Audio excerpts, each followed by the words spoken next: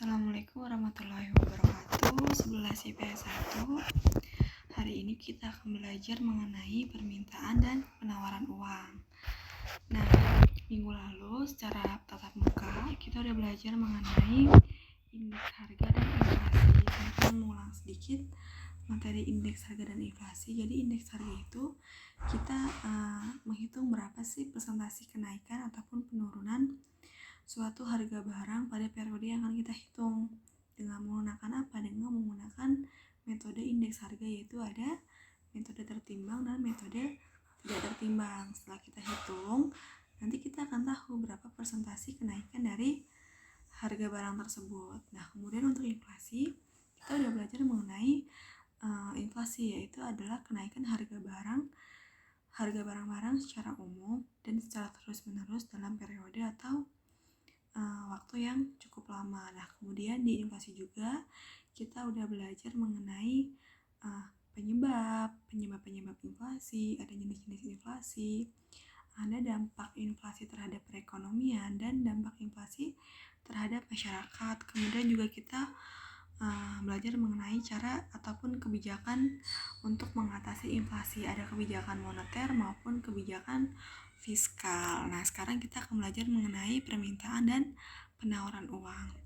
Nah, pastikan setiap individu, setiap kelompok, setiap organisasi, setiap lembaga itu kan pasti membutuhkan yang namanya uang. Nah, uang ini kan digunakan untuk transaksi mereka, untuk kemudahan bertransaksi mereka dalam memenuhi kebutuhan hidupnya. Nah, lanjut aja. Dalam tujuan pembelajaran ini, saya mengharapkan bahwa kalian tuh mampu untuk mendeskripsikan permintaan uang dan penawaran uang. Kalian juga mampu untuk menjelaskan faktor permintaan dan penawaran uang. Kalian mampu mendeskripsikan teori hubungan kurva penawaran dengan tingkat harga. Dan kalian juga mampu untuk menjelaskan kurva permintaan dan kurva penawaran. Nah, yang pertama adalah konsep permintaan uang. Jadi, permintaan uang adalah sejumlah uang yang dipegang untuk dijadikan harta tunai. Nah, pada dasarnya memiliki arti, yaitu permintaan uang adalah sebagai suatu keinginan masyarakat untuk mewujudkan bagian tertentu dari pendapatan dalam bentuk uang kas. Jadi, keinginan masyarakat yang memiliki atau mempunyai pendapatan tertentu dalam wujud harta tunai maupun uang kas. Nah, kemudian ada beberapa faktor yang mempengaruhi permintaan uang. Yang pertama adalah dorongan untuk melakukan transaksi. Yang kedua ada dorongan untuk berjaga-jaga. Yang ketiga ada dorongan spekulasi, ada tingkat harga, ada tingkat suku bunga, ada ekspektasi atau perkiraan, dan terakhir adalah meningkatnya produksi barang dan jasa. Nah, ini merupakan 7 faktor dari permintaan akan uang. Nah, selanjutnya ada kurva permintaan uang, dan ternyata kurva permintaan uang itu disebabkan 3 motif, yaitu ada motif transaksi, ada motif berjaga-jaga, dan juga ada motif spekulasi.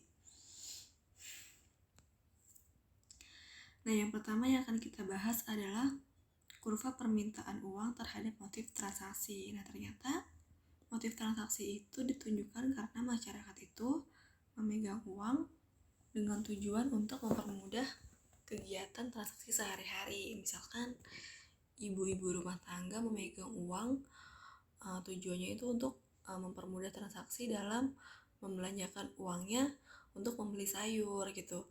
Nah, para pelajar memegang uang, tujuannya itu untuk mempermudah dalam bertransaksi membeli peralatan-peralatan sekolah. Dan ternyata motif transaksi itu terhadap permintaan uang dipengaruhi adanya sedikitnya permintaan uang itu ditentukan karena adanya pendapatan. Nah, kalau kita lihat kurvanya di sebelah kiri, yaitu ketika pendapatan menunjukkan Y0, maka permintaan akan uang itu sebesar M0. Nah, ketika pendapatan masyarakat itu naik dari Y0 ke Y1, maka menunjukkan bahwa permintaan uang dalam motif transaksi itu bergeser ke kanan, yaitu dari M0 menuju M1 dengan kurva permintaan uang itu dianggap tetap gitu. Kemudian selanjutnya yaitu kurva permintaan uang untuk motif berjaga-jaga. Jadi motif berjaga-jaga ini adalah persiapan hal yang tidak diinginkan atau tidak terduga gitu. Jadi si pemilik uang ini akan menyisihkan uangnya, tujuannya untuk apa? Untuk membayar hal-hal yang tentunya tidak diinginkan gitu, atau sebagai dana darurat. Dan ternyata dalam motif berjaga-jaga ini permintaan sedikitnya uang itu ditentukan oleh adanya pendapatan sama dengan motif transaksi. Nah, kalau kita lihat kurvanya di sebelah kanan, yaitu ketika pendapatannya sebesar Y0 itu menunjukkan kurva permintaan uang itu sebesar M0. Nah, karena ada pendapatan masyarakat yang naik dari Y0 menjadi Y1, maka kurva permintaan uang akan motif berjaga-jaga itu akan bergeser ke kanan dari M0 menjadi M1. Nah, ini menunjukkan bahwa MP-nya dianggap seperti itu.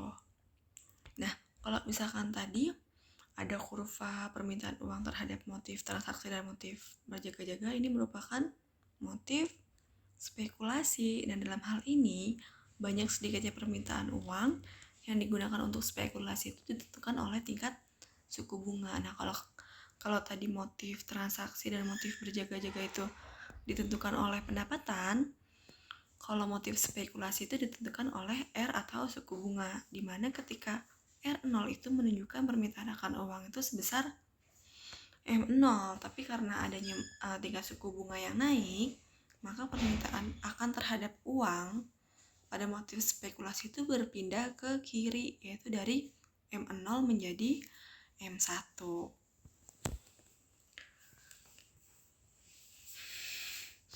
Nah, selanjutnya kita akan bahas mengenai penawaran uang. Jadi penawaran uang adalah jumlah uang yang beredar dalam perekonomian pada waktu tertentu. Dalam artian, penawaran uang itu bisa diartikan sebagai jumlah uang yang beredar.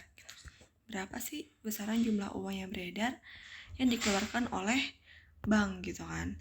Nah, ternyata ada beberapa faktor yang mempengaruhi penawaran uang. Yang pertama adalah tentunya kebijakan moneter bank sentral. Nah, kemarin kita udah membahas nih kebijakan moneter dan kebijakan fiskal. Nah, kemudian dari kebijakan moneter bank sentral itu ada instrumennya, yaitu instrumen kebijakan pasar terbuka, kebijakan diskonto, kebijakan cadangan kas, kebijakan kredit selektif dan kredit longgar.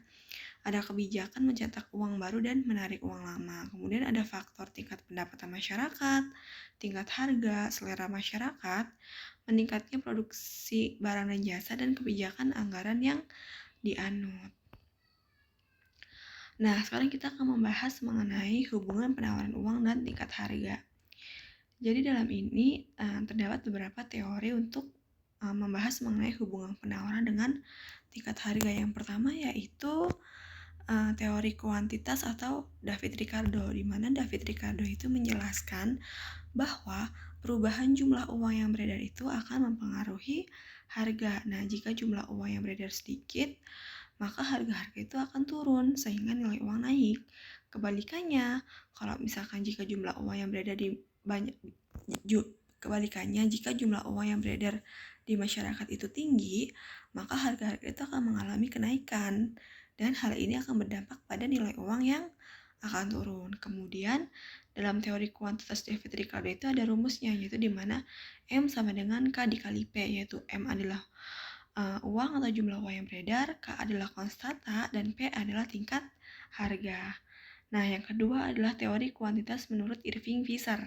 Jadi di sini Irving Fisher itu menyatakan bahwa nilai uang atau yang ditunjukkan oleh tinggi rendahnya harga itu sangat dipengaruhi oleh jumlah uang yang beredar, kecepatan uang beredar, dan volume perdagangan, di mana teori kuantitas Irving Fisher itu dirumuskan sebagai berikut, yaitu MP sama dengan PT, di mana M sama dengan jumlah uang yang beredar, V adalah kecepatan peredaran uang, P yaitu tingkat harga, dan T adalah volume perdagangan. Nah, untuk contoh soal Irving Fisher itu dapat kita lihat sebagai berikut, yaitu pada saat harga tabung gas 3 kg itu sebesar 17.000, barang yang terjual itu sebanyak 2.000 unit. Kemudian jumlah uang yang beredar itu sebanyak 8.500.000. Maka kecepatan uang yang beredar adalah sebanyak berapa? Nah, udah diketahui nih bahwa M atau jumlah uang yang beredarnya itu sebesar 8.500.000. Kemudian untuk harganya itu sebesar 17.000 dan unit yang terjual atau tag-nya itu sebesar 2.000. Nah, yang ditanya adalah berapa sih kecepatan uang beredar atau disimbolkan dengan V. Maka langsung kita masukin rumusnya, yaitu MV sama dengan PT, di mana M adalah 8.500.000 dikali V sama dengan P-nya adalah 17.000 dan dikali 2.000. Kemudian 17 dikali 2 sama dengan 34 dan 85 dikali V. Nah, V-nya sama dengan 34 juta dibagi dengan 8.500.000. Nah, V-nya adalah 4. Jadi kecepatan uang yang beredar adalah sebanyak 4 kali. Nah, ini merupakan contoh soalnya, bisa kalian coba di rumah ya. Kemudian yang terakhir adalah teori persediaan kas atau Alfred Marshall, di mana teori persediaan kas itu disebut dengan cash balance theory. Nah, menurut Alfred Marshall, perubahan dalam penawaran uang atau jumlah uang yang beredar akan menimbulkan perubahan harga yang sama tingkatnya. Nah, untuk rumusnya M sama dengan K dikali Y. Untuk M-nya adalah uang atau jumlah uang yang beredar, K adalah jumlah uang untuk persediaan kas, dan Y adalah pendapatan masyarakat. Nah, kalau tadi kita udah bahas mengenai konsep penawaran uang, faktor penawaran uang, hubungan penawaran uang dengan tingkat harga, maka yang terakhir kita akan membahas mengenai kurva penawaran uang. Jadi, penawaran uang pada umumnya itu berasal dari bank. Dalam hal ini, bank juga memberikan kredit. Oleh karena itu, bunga sangat dipengaruhi terhadap penawaran uang.